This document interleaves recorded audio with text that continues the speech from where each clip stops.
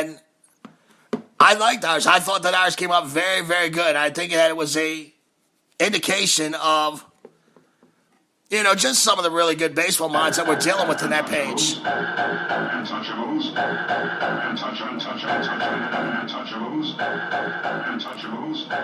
Now, I was looking at just some of the differences between our choices.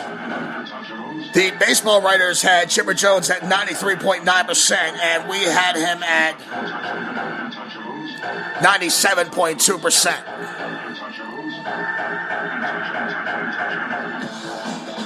And I remember when I was counting up these ballots, and I just couldn't believe that there was actually 2 ballots that did not have Chipper Jones on their names, and I wanted to jump out of a window.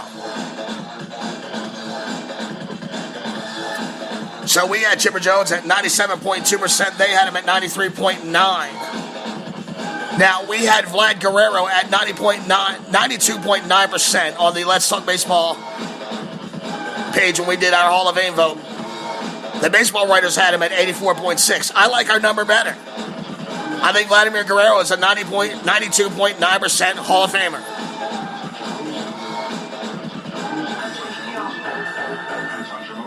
The baseball writers had Jim Thome at 81.8%, and we had him at 89. I'm sorry, they had him at 89.8, and we had him at 81.8.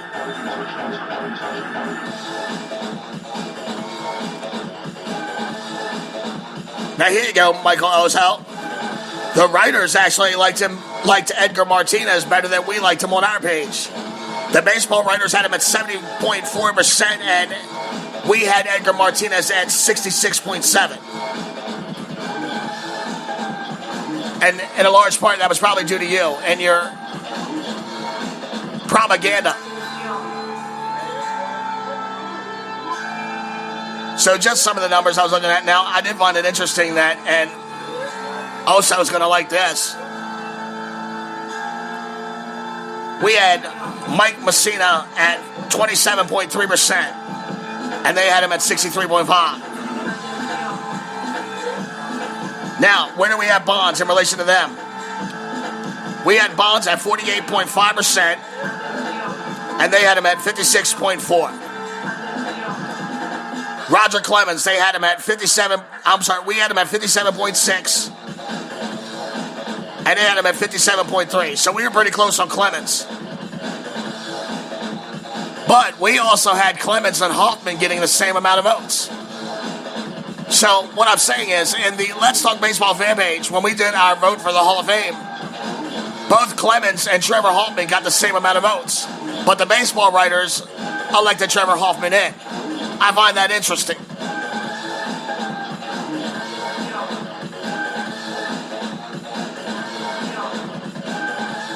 And I'm going to tell you, I believe that less is more when it comes to classes. I almost feel like 6 guys going in the Hall of Fame is kind of too big.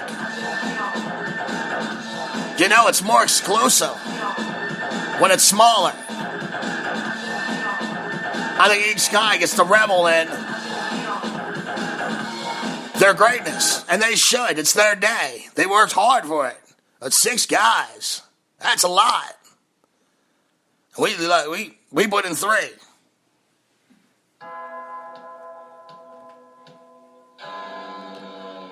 Some of these numbers I just found very ironic when I compare the 2 of them, though. You're listening to the Jake Robinson Sports Experience on the Let's Talk Baseball Podcast Network. I ain't hard to find. I got signed by TuneIn Radio. So if you have the TuneIn Radio app, they just lined it up with me. We sat down, had a couple beers together, talked about the good old days of baseball. And they were like, just sign here, and we're good. So now, I'm with TuneIn, and I'm with iHeart, and I'm with iTunes, and Google Play. And my boy Mikey Franks, he is killing it. iTunes picked my boy up today. What can you say about that? Now, I still think he's batshit crazy. We're taking the Giants in the bet, but that's my boy, and I love him. And I am so proud of that young whippersnapper. I've raised him from a young pup. I found him. He was just a little puppy on the side of the road now, Tuna. People were kicking him. It angered me. I picked him up and I wrapped him up in the bosom of my love. And now look at him. He's ready to fly.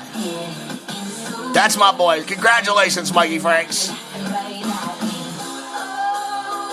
And do I really need to, tell you guys about the head? I mean, the head is the head. Did you see the video he put out this week about the bet? I mean, he's our Baba Billy. Only better. So I'm loving the Let's Talk Baseball Podcast Network, and I'm definitely loving the Let's Talk Baseball Facebook page.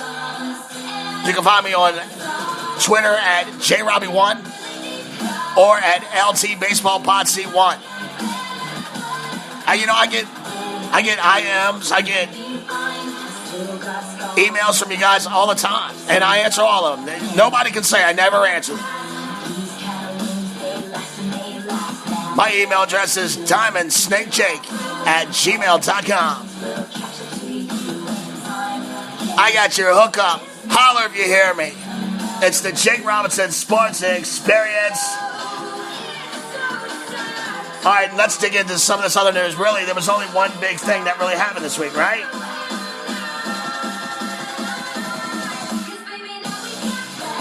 The Milwaukee Brewers flexed a little manhood on everybody. And I gotta wonder, what's it like to be the general manager of the Milwaukee Brewers on that day in particular? Do you just, wake up in your mansion and roll over and, kiss your super hot wife? I go outside and climb inside your Mercedes-Benz and nice Italian suits, and you just swagger into the front office out there in Milwaukee. You're probably eating some brats. What other stereotypes can they use? It's brats, cheese, right? Milk, a lot of dairy, right?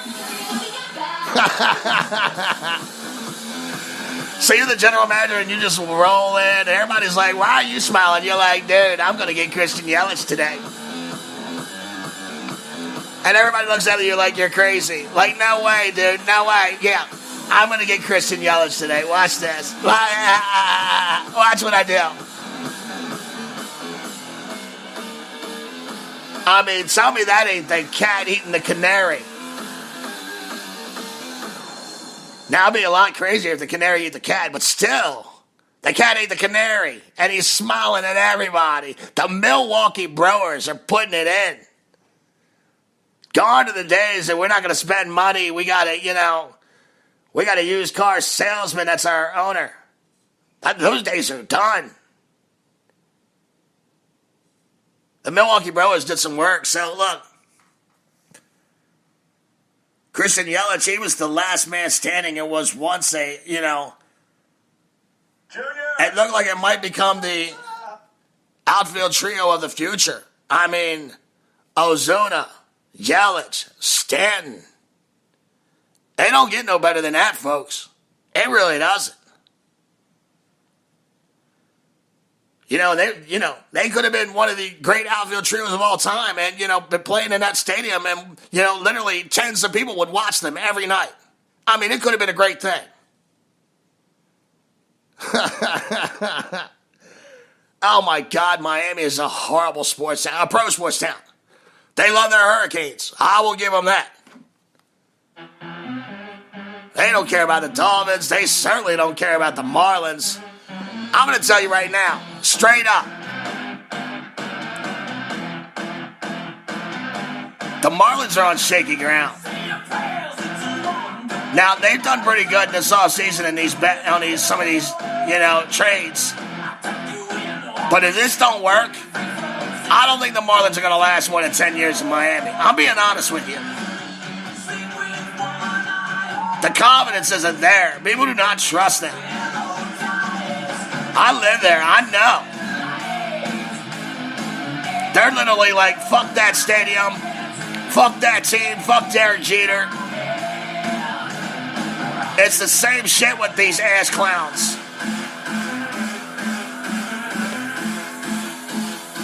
Now I'm going to dig into that a little bit. But this better work. Or Miami is not going to have a baseball team in 10 years. And what are they going to do with that stadium that they just built?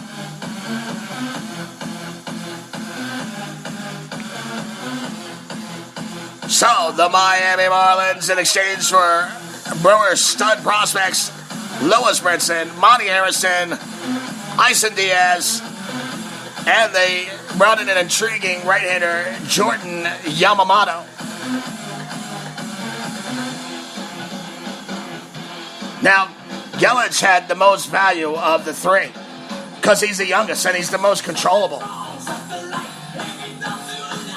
So, I mean, he just brought in a ton. Holy shit, Derek Jeter.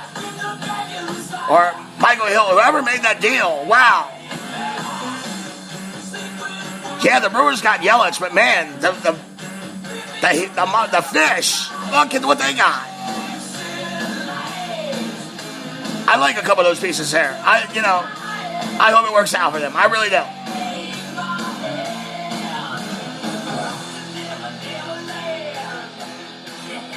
And like I said, Yelich was the youngest of all the, outfielders, so he had the most value. He's controllable for the next 5 years, signing a 7-year extension back in 2015. And he instantly regretted that, didn't he? He saw Stanton leave. Ozuna.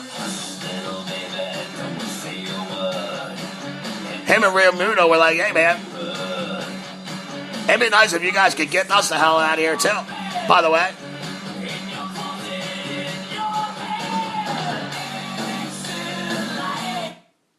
Now the Brewers are on the hook for 5 of those remaining years. But it's only $58.25 million. I mean, that's a bargain for a Christian Yelich type production.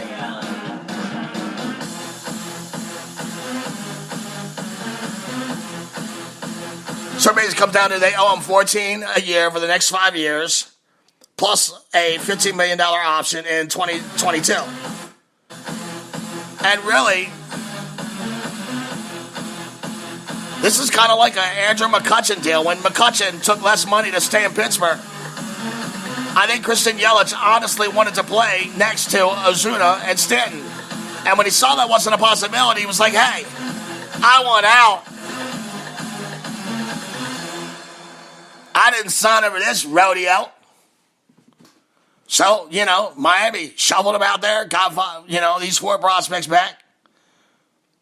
Lewis Brinson, Monty Harrison, Isan Diaz, Jordan Yamamoto. Now, Brinson, he's the prize, right? We've been talking about this kid for about a year and a half. Supposed to have a special skill set. 29th overall pick by the Texas Rangers in 2012. The Brewers acquired him in 2016 with a trade deadline. They got him with Jonathan Lucroy, Jeremy Jeffries. And the one great thing about Lewis Brinson is, throughout his climb through the major league ranks, he has shown the ability to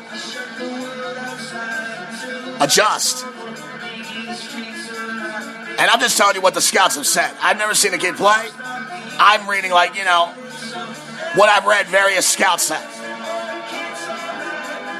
They said he's cleaned up his swing really nice. It's no longer like one of those long, loopy swings. He's got a short stroke to the ball, meaning that ball's out in the middle of the plate, and he's straight to the ball. From the top down, straight to the ball.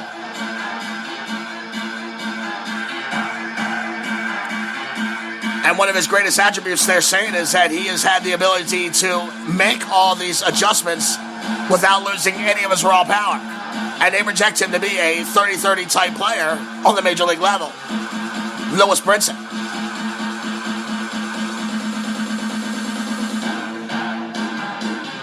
The strikeouts have gone down while the walks have gone up.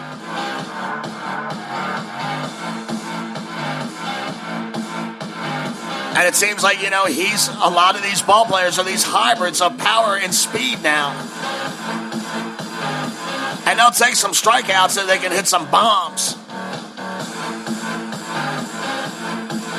And here's the funny thing. All these players want to get the hell